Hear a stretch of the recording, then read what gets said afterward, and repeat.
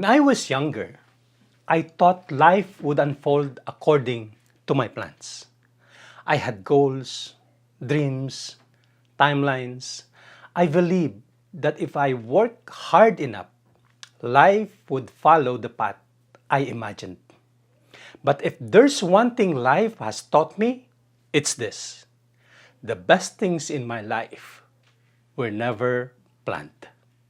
Some of the moments that changed me the most arrived unexpectedly.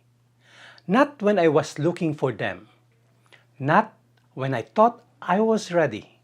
They simply appeared, often disguised as interruptions, or challenges, or completely different paths than the ones I had imagined.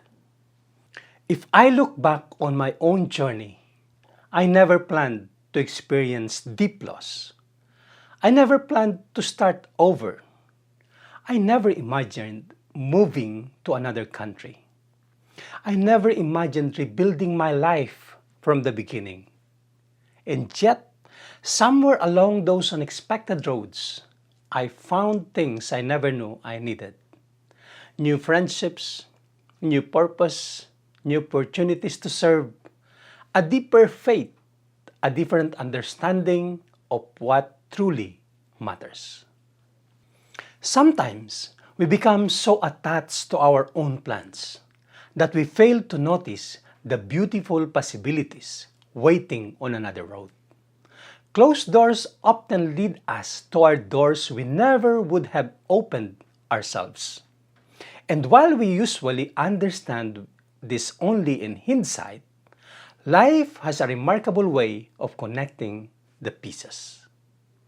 Today, I still make plans, I still set goals, I still dream, but I hold them more gently.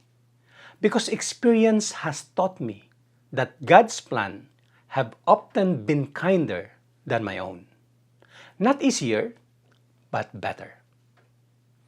If your life don't like the way you imagined, don't lose hope. Some of the greatest blessings begin with unexpected turns.